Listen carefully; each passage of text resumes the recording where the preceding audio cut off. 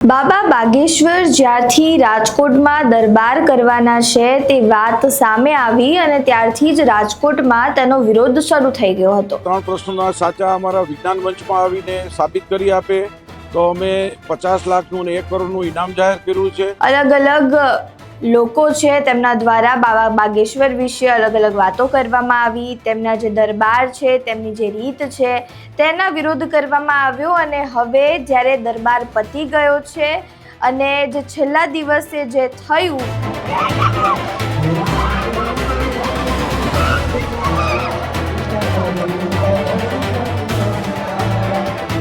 એને લઈને હવે વિજ્ઞાન જાથા બાબા બાગેશ્વરના સામે આવી છે। પોલીસ કમિશનર અને પ્રનગર ઇન્સ્પેક્ટરને ગુનો દાખલ કરવા સંબંધી વિધિવત અરજી દાખલ કરી દીધી છે। શું છે સમગ્ર માહિતી વિગતે ચર્ચા કરીએ। નમસ્કાર, આપ જોઈ રહ્યા છો ચક્રવાત ન્યૂઝ। હું છું આપની સાથે નિધિ।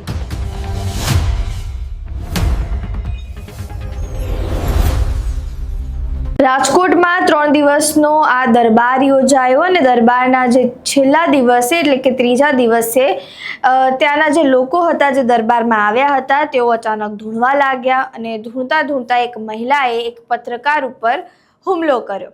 હવે આ વાત ચારે તરફ ફેલાઈ ગઈ, અલગ અલગ બાબા બાગેશ્વર ઉપર ઇલ્ઝામો લાગવા માંડ્યા, તેમની જે રીત છે, તેમની જે નીતિ છે તેના ઉપર સવાલો ઊભા થવા લાગ્યા અને ત્યારબાદ જે વિજ્ઞાન જાથા છે તે આ સમગ્ર બાબતે હવે સામે આવ્યું છે। વિજ્ઞાન જાથાના જે જયંત પંડ્યા છે તેમના દ્વારા હવે બાબા બાગેશ્વરનો જે આ દરબાર થયો હતો અને જે છેલ્લા દિવસે ઘટના બની તેને લઈને તેમનું નિવેદન સામે આવ્યું છે।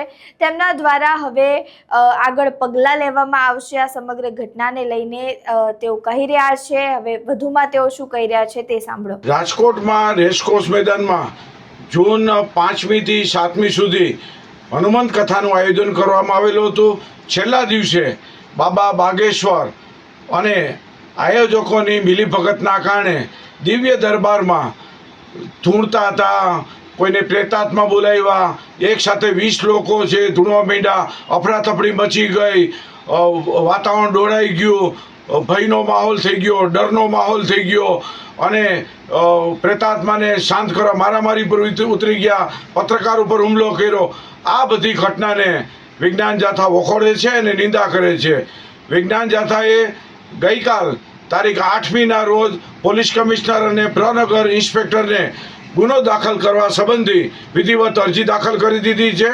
આજ રોજ હાઈકોર્ટની અંદર સુઓ મોટો દાખલ કરવા માટેની પ્રક્રિયા હાથમાં લીધી છે।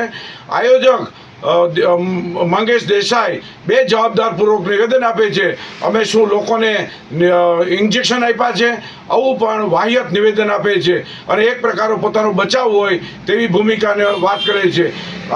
ભારત અને વિશ્વના દેશોની અંદર લોકો નિંદા કરે છે કે ભારતના લોકોની માનસિકતા હજી 17મી સદી છે। ધૂણવાના દ્રશ્યો શરમજનક ઘટના બની છે, લોકોનું માથું નીચું થઈ ગયું છે।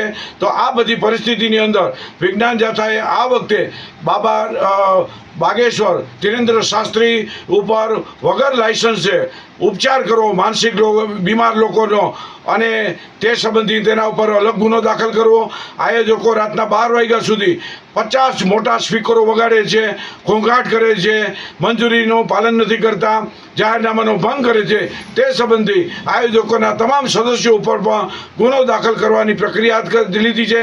1-2 દિવસની અંદર નિવેદન આધારે FIR દાખલ કરવામાં આવશે। દરબાર ખતમ થઈ ગયો છે પરંતુ ક્યાંક ને ક્યાંક બાબા બાગેશ્વર ઉપર અંધશ્રદ્ધા ફેલાવવાનો પણ હવે ઇલ્ઝામ લાગ્યો છે, કારણ કે જે રીતે લોકો ધૂણતા દેખાયા તે રીતે જે અલગ અલગ લોકો છે તેમના દ્વારા આવા આરોપો મૂકવામાં આવ્યા છે।